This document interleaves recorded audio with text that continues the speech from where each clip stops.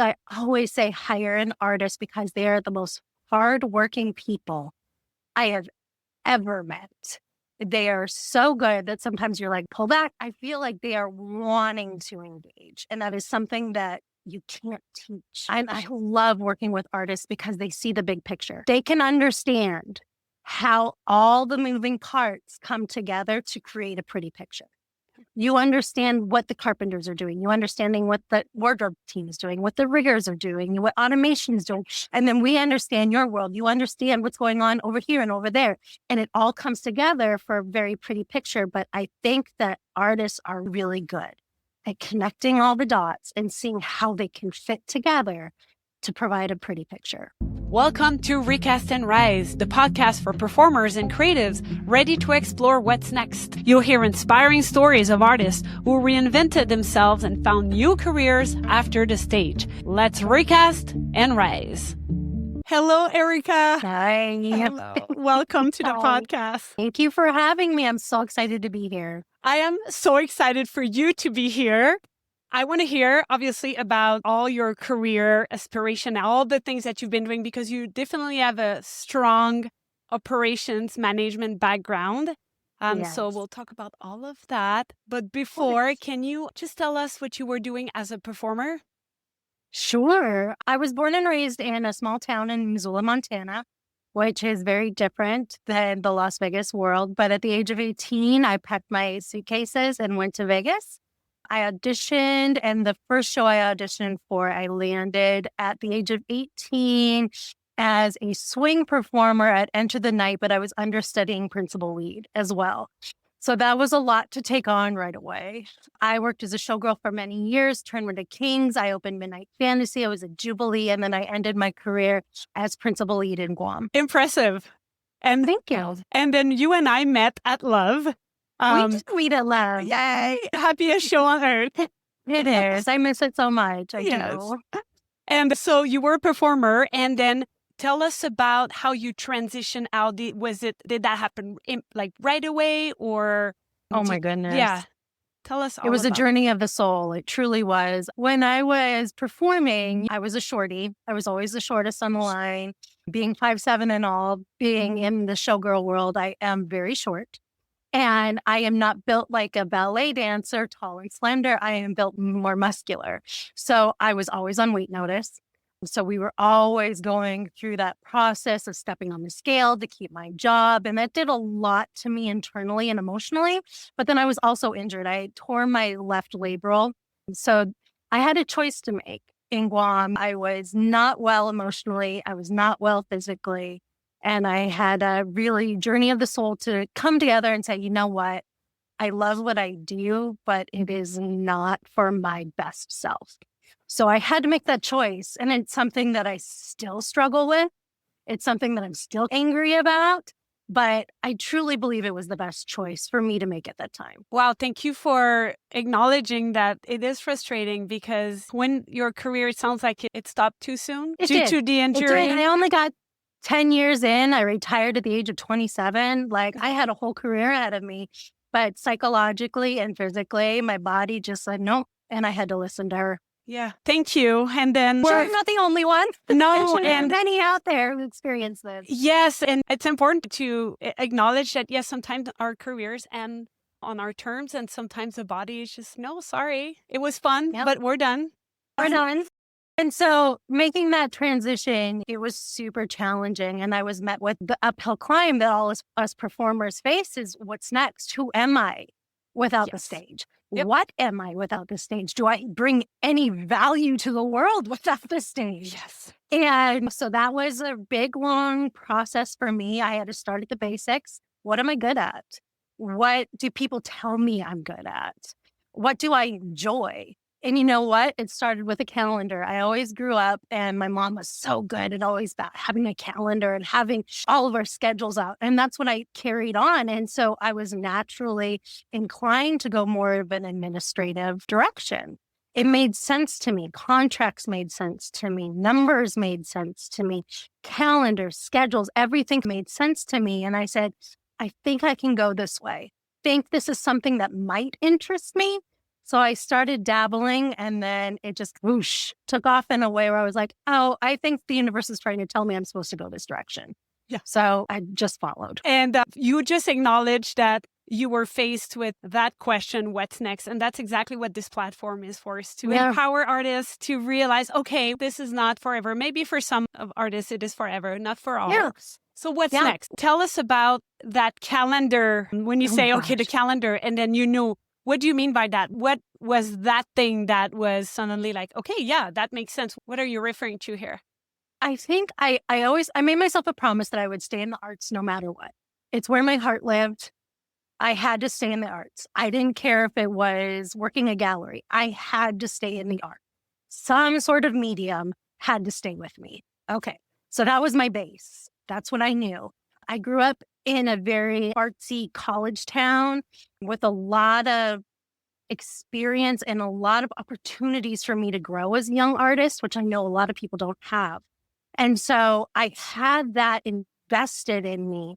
And with my mom's calendars and thinking about how I can bring in that skill and stay in the arts, I'm like, you know what? I know a lot of people who need the person that is fine with the calendars. They need a person who is fine with administrative. That actually kind of lights them up. Sticky notes, I'm all about. So I was like, okay, so let's take that and this and put it together and see if something sticks. And what I realized growing up, and especially in the nonprofit world, which I'm so fortunate to be part of again, it's truly where my heart lives, in that nonprofit world. But there's a lot of experience with artists, but there is not a lot of experience with how to run a business. And so bringing those two together, I felt like I could add to the nonprofit world or add to an arts world. Yeah, definitely. And tell us about that transition. You were an artist and then you work as an admin, as a business with businesses, and tell us about that. So what I did was I took a time out. I needed to take a big deep breath, and I got a job touring with a children's theater from my hometown that's nationally renowned. I traveled the United States in a little Ford Ranger pickup truck, shout out to NCT, seeing 60 different kids a week in different communities around the nation and teaching them a show from beginning to end. We audition on Monday, they're doing a show on Saturday, pack up, drive to a different town. So I was able to get back on my feet of, okay, I can teach, I can plan, I can direct, I can be a part of something bigger than just my career. And so that kind of started there. And then I was part of a summer stock theater that we did musical theater, which is my jam. I grew up doing musical theater. And so we were doing musical theater. And then I applied to become the first female artistic director there. And they saw potential in me. And truly that kind of set it off. So I became the artistic director for that nonprofit for a couple of years, bringing in artists doing musical theater in northeastern Montana. And then my husband and I were like, we can't be in Montana forever. So then we decided to move to Vegas, back to my former career. My contacts were gone. I didn't have a lot of contacts. And so what do you do when that happens? You have to start at the bottom. Then you have to start working your way up, which is where I met you, Ab. I applied as a wardrobe technician for Cirque du Soleil. And I got in because the assistant wardrobe lead was a performer, Tim. That we knew each other. So I was like, okay, I'm in. So connections, always connections. We love right? him. And so I was able to take that and go, okay, so I'm in here entry level. This is obviously not what I want to do for my life, but what can I do to learn? How can I work my way up? And I eventually did to become associate company manager at Humanity. And then I was brought back to bring O back on after COVID as the associate company manager for O. So starting at the bottom, working my way up through admin, volunteering, getting my name out there, getting people to recognize who I am, working with team members side by side so they can see my skill set. And then just work my way up. Incredible. There's a lot of this that I did not know.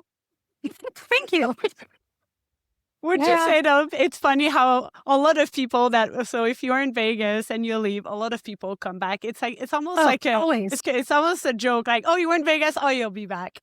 Always. Sometimes my husband and I revisit that, like Vegas. We're like, no, we're good. We're good. We're good. Vegas was nice. Let's leave it there at the end. But Maybe a cute vacation during the yeah, summertime. maybe someday. Poolside. Yeah, but Yeah. it's fine. But and then it was great. And then from there, I used those skill sets to come and work for Boston Lyric Opera, which is where I'm currently at right now. I was the event coordinator for them for their large galas, these fancy hoity-toity board members who we love to death, and arranging large events at Harvard for them.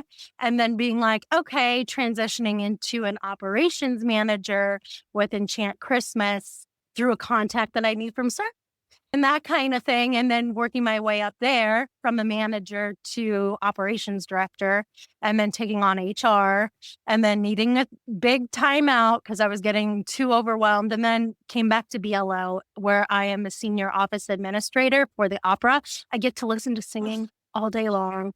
It's a fantastic organization. It's nonprofit. It's community focused, which is where my heart is. And we're able to bring opera to kiddos. We're able to bring opera to communities and really share the love of that medium. Beautiful. All the work that you're doing. It's almost you are working for kids and now you are also involved with kids again. Yep. Yeah. You had many titles. What would you say to someone that, we are performers and that's, Yep. you are a dancer or you're an acrobat or you're this, you're that. You are an example that you can have many titles. How did you navigate to have title A to title B to title C? I understand you had different connections that helped you transition to a different role. But did you do other certifications, or what would you recommend to someone that's looking into exploring other things that are jumping from point A to point B, C, all of that? Exactly. So going back to my first initial thought of I can bring how to run a business to an arts world, I said, you know what? I need to get my degree. So I went to school and got my business degree while I was working full-time at Love, and was able to bridge that gap.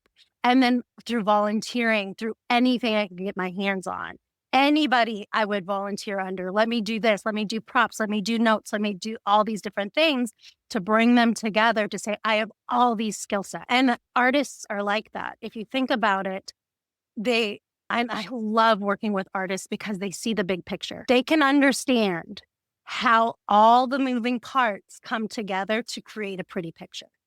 You understand what the carpenters are doing. You understanding what the wardrobe team is doing, what the riggers are doing, what automation is doing. And then we understand your world. You understand what's going on over here and over there.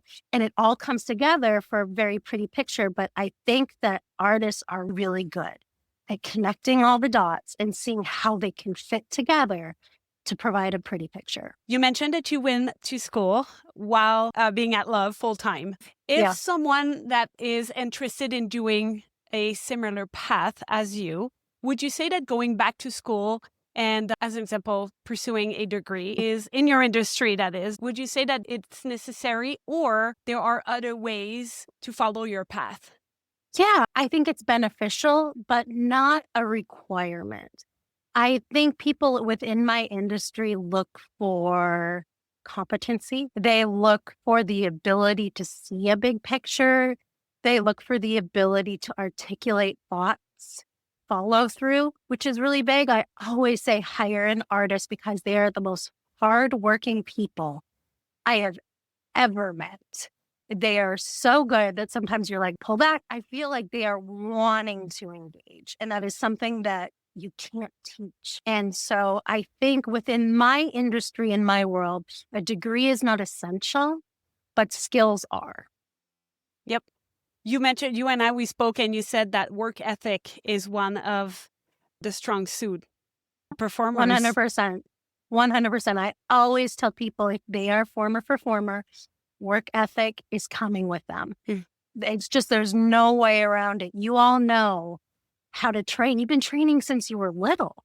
You understand the dedication. You understand what it is to give a good product. Most performers that I have met do not sit back on their laurels. They will go out and strive, and they will just go for it. And that is something, again, you cannot teach. I think it's instilled in artists. So I will always say hire a performer. Always. Always. I agree. Let's imagine you're 27. Unfortunately, You had Yes. to transition. Okay, that entry happened. What part of the transition really challenged you beside the entry? Was it to your resume or do the interview or connect with people? What would you say was the most challenging for Oh, you? I think, first of all, the most challenging part of it was to really get honest with myself, was to meet that grief head on. Because, like, call it what it is, it's grief. It's saying goodbye to a part of you that you weren't ready to let go of. And I really had to meet that head on. And once I came to terms with this and compartmentalize it to the future, I was really able to go, okay, this is me. And then it was fine. And then I was fine. It was easier for me to write my resume. It was easier for me to ask for people to mentor me. It was easier for me to go, this is where I want to go. This is where you are. Can you show me? After I made that peace with myself, I still struggle with it. I really do. It's something that I still struggle with, even going to see performances. I think of the what could have been, but I'm getting better at giving that part of myself a big old hug and saying, you did the best you could. And this is great where you are. And to really appreciate what I'm seeing in front of me instead of judging myself based on what I'm seeing, if that makes sense. Yes. You worked in HR. What Mhm. would you say to an artist that is transitioning and has to go through the interview process to find another job that is not in the arts? Okay, we're talking more Mhm. about either a corporate job or more like a standard job that doesn't require Sure. auditioning, but going through Yeah. the interview process. Mhm. What would you recommend to an artist so they can stand out during an interview process when there's maybe now like hundreds of applicants? Sure. First of all, I wouldn't shy away from the fact that you are an artist. I don't think you should ever shy away from that. I think there are skills that are taught with being an artist that are non-transferable. So I would never shy away from saying, I'm a former artist and I'm looking for a new career path. And here's why, and here's what I can offer you. I would say to focus on, again, the things that you're interested in, the things that you're good at. For me, it was administrative. I could say, these are the things I'm really good at. These are my skills. Also, I'm going to school. Also, these are the certificates that I'm looking at. So it shows the interviewer that you are invested, that you are interested in learning and solving the problem that they're going to already ask you. Like, okay, what steps have you taken? You've already answered that by saying, these are the steps I'm taking to get to where I want to go. Also, finding a mentor. That's huge. I think for me, it was one of the most pivotal things that I ever did was asking somebody to be my mentor by saying, I don't know what I'm doing. I need you to help me. Ask for help. And ask for help. It's imperative. And we've all been through so much, especially finding a mentor who is a former performer. They get it. They understand it. And I was lucky to have two. So saying, I don't know what I'm doing. Help me, help me. And then they can, having their bigger world experience, help fine tune what it is that you're really trying to articulate and send it out there. And so that's what I would recommend. Very helpful. If you could go back, would you do anything differently? Or are there any shortcuts that you would have taken and that someone that wants to kind of follow a similar path? Of course. Growing up, back in my day, like I was surrounded by amazing performers growing up. I was 18. I was so green. I had no idea what was going on. And then backstage, all these gorgeous showgirls were studying astrophysics and getting their law degree and doing all these amazing things. And here I was, just little 19-year-old self going, I went to the gym today. And if I could go back, I would say, you know what, Erika, maybe, yes, perform because that's what you love to do. Yes, go to class because that's what you love to do. But let's invest a little bit on the side here and maybe go to school while you have all this time during the day because you're working nights and whatnot. And you're actually a lot younger than you'll ever be. So going instead of later will help you out. So if that's a direction you want to go, that's something that I wish I would have done as a younger self. But of course, I was having the time of my life at 19 years old living in Vegas. What are you going to do? But if I could go back, that's what I would tell myself. Oh, that's so brilliant. I went to the gym today. Yeah, that was a big deal back then, right? Now I'm like, oh, I wish I could go to the gym today. Totally. But Let me ask you, you are definitely working with creative people all day, every day, and you make that conscious decision. How do you keep yourself creative in that sense? oh man, I think by being surrounded by it, I do feel like I am being creative. I don't know if that's a cop out, but it is. Yeah. I don't know if it's, I think just the simple fact of me deciding that I'm going to be involved in this world, especially getting the opportunity to work in the nonprofit world and bringing art to communities, I feel like it's feeding that part of my soul that I used to feel when I was performing. So I think that creativity is still there. Obviously, I try to get to yoga, different things like that. I am challenging myself to step back into a dance class. That's something I'm not quite ready for, but it is a challenge and it's going to happen. But I'm wanting to honor that part of myself and bring that back into the fold is a way of healing. But then also a part, to your point, like of creativity there, of allowing myself to feel that way again. So it's been really an interesting journey to be on. And I'm so fortunate to be able to say that someday I want to go to a dance class. Like someday I will. And I'm really lucky to be able to say that. Yes, and to have a body that will allow you to do this, because to close the loop, that's a little bit why you had to step out of the... Yeah. Yeah, I see how this is definitely a big step. Yeah. Yeah, it is. It's putting that part to rest and embrace that and go, you know what? My leg won't be up here ever again, but that's okay because that's not why I started dance in the first place. I did not start dance for my leg to be up there. I started dance because I love it. So let's go back. Yes. So to go back to the career change, like we talked about, you were HR, operation manager, like all that sphere of work. Can you describe what you currently do, like what your day-to-day looks like? Just for someone that is interested in that role, what does that look like? I'm a mama. My little one's a first grader and it's up in the morning with her. And then I usually catch the train. It's about an hour's commute from my house to the office, even though I live 20 minutes from Boston. Traffic, it's an hour. So I'll commute in. I'm usually at work on site from about 9 to 5, and then I'll commute home via train. And then I'm home, bedtime, and then it's bedtime for me too, because I got to get up early the next day. So I'm lucky. I've got a 9 to 5er with the opera company. We're starting production. So we're going to start into production world here soon. So things will be shifting, different gala events and whatnot. So it's not necessarily as consistent as I'd like it to be, but it is consistent for an arts job. Yeah, let's just call it is. I'm very fortunate to work in admin where it is fairly consistent and my hours aren't all over the place. I'm fortunate to have this as a parent. It's interesting working in the world that I work in. Not a lot of people in this industry are parents. So it's interesting to find those who think alike and are also parents in this world where we can get together and go, this is so hard. And then we collectively hold hands and take a deep breath and off we go. The day-to-day is a lot better than I ever anticipated it being. In my past jobs with Cirque and as operations manager, that was a little bit more challenging.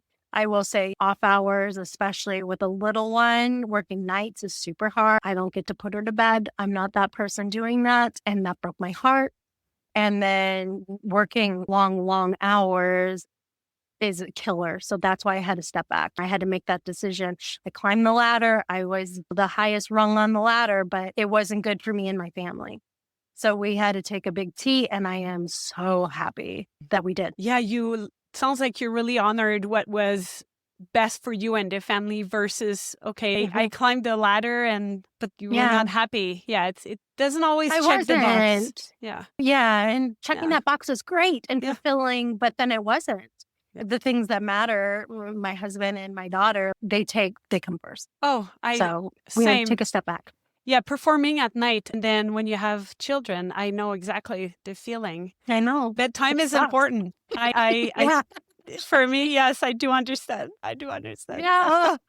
And it's enough to sometimes find that is sometimes enough to explore a career change.